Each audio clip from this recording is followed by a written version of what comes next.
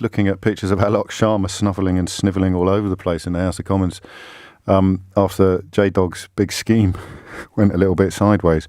It is to be hoped, of course, that Alok Sharma doesn't have COVID-19, but that's not really the point, is it? The point is that the social distancing, the 2-metre rule, was clearly unobservable in the circumstances, and I still find myself marvelling, even after everything we've been through, everything we're still going through. The daily death rate in this country now is more than the rest of the European Union combined.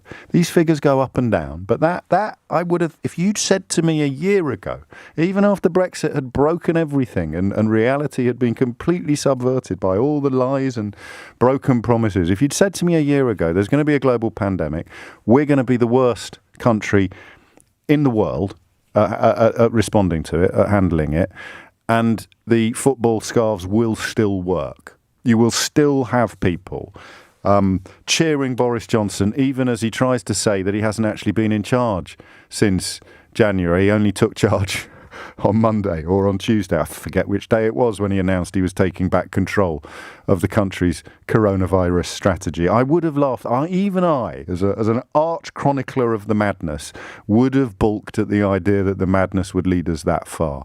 You'll have the worst death toll per million in the world. You'll have more deaths now in month 6 since the alarm went off than every other European Union country combined. You got Boris Johnson yesterday calling for European Union citizens to come back here because we need them to work, on the same day that they're setting up a committee to preside over the abolition of freedom of movement. You've got Conservative MPs boasting about being on a committee that is designed to reduce British people's freedom. You've got fruit rotting in the fields. And you've got the Prime Minister begging European Union citizens to come back here if they went home before the lockdown or they went home at the beginning of the lockdown. Please come back because we really need you. By the way, we've abolished freedom of movement because, fish.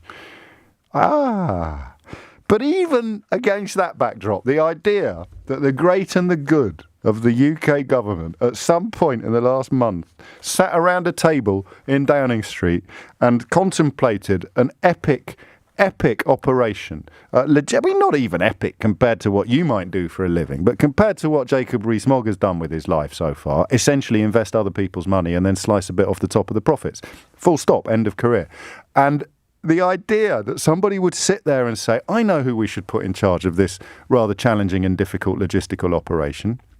Let's get J-Dog to do it. And on day one, it looks as if a cabinet minister has actually carried coronavirus into the Commons. Again, it is to be hoped that he hasn't. But even if he hasn't, the photographs of MPs bottlenecking at the bottom of an escalator, Brexit hardman Steve Baker filming himself describing it as a complete farce and then marching into the division lobby to vote for it. What are you voting for today, Brexit hardman Steve Baker? Oh, I'm voting for a complete farce. Well, I suppose, given your support for Brexit, at least you're consistent. It's hilarious, except it's also home.